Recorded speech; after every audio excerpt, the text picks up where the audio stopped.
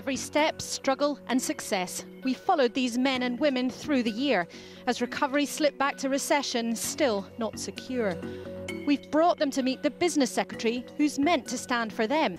Secretary of State, thank you very much indeed for joining the last meeting of the ITV News Business Club.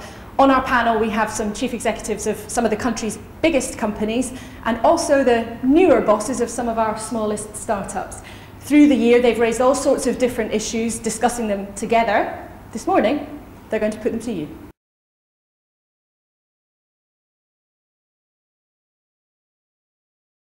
I'm a small business. My name is Clippy. I work with my fiance up in Manchester and I'm in a red tape limbo basically.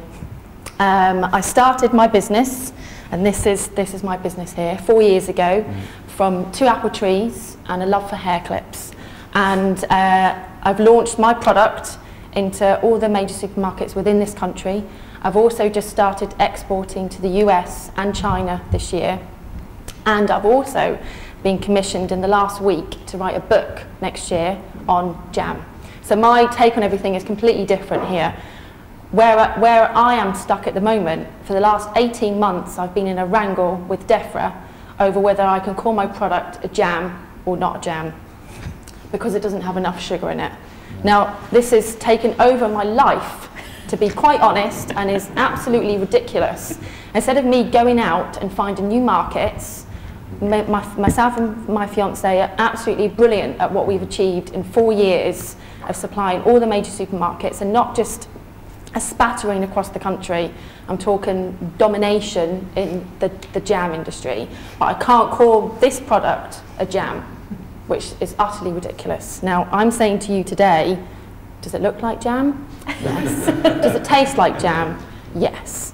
But what's happened is I've become foul of some ridiculous law that the EU have set, but the UK government have taken their own, they've taken their own gold plating. Yeah, so they've gold plated it. I like that word. I learnt that yesterday.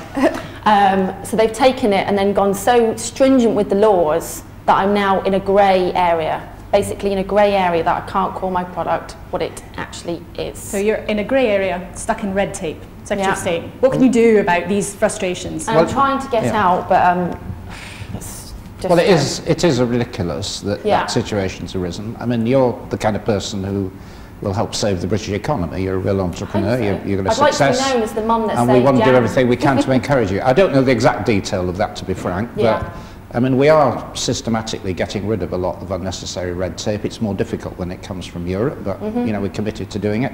But if you give me all the details, I will try and make sure that particular thing is followed up and hopefully sorted out. But it is absurd that, you know, somebody like you is being stopped by stupidity of that kind. There we have a promise for you. Unique though. No, I know to follow legislation from Brussels, from the EU, and it is frustrating that at times the government seems to want to implement it to a far higher standard than anyone else is doing across the EU market. Well, I and my ministerial colleagues are doing a lot of firefighting in Brussels to make sure this doesn't get any worse, and we are actually getting rid of some of the sillier things. We've managed to roll back a new requirement about audit requirements for very small companies that would have added another tier of red tape. We've managed to stop that. And we're working with other countries. I mean, a lot of other European countries have the same mood at the moment. You know, in Eastern Europe, Southern Europe, they don't want to be inhibited by lots of unnecessary rules, and we're working with them to try and change the mentality there. I'd just like to say one thing, because obviously I know Mars wants to say something, is that I'm a small business. There's just myself and my fiance, as I was saying before.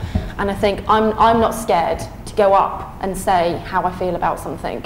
But there's a lot of businesses in this country that are. So if they see me in a wrangle over red tape, they think to themselves, and I speak to a lot of businesses just like Margaret does, and they're scared. They're scared of doing something that they think, oh, well, if that's happened to that lady, something can happen to me, and not everyone thinks the way that I do. Do you accept well, I've never noticed business people being bashful about red tape. Anyway, not least of all this morning. Okay, Clippy, none of us think you're going to be a small business for very long, so despite the EU wrangle.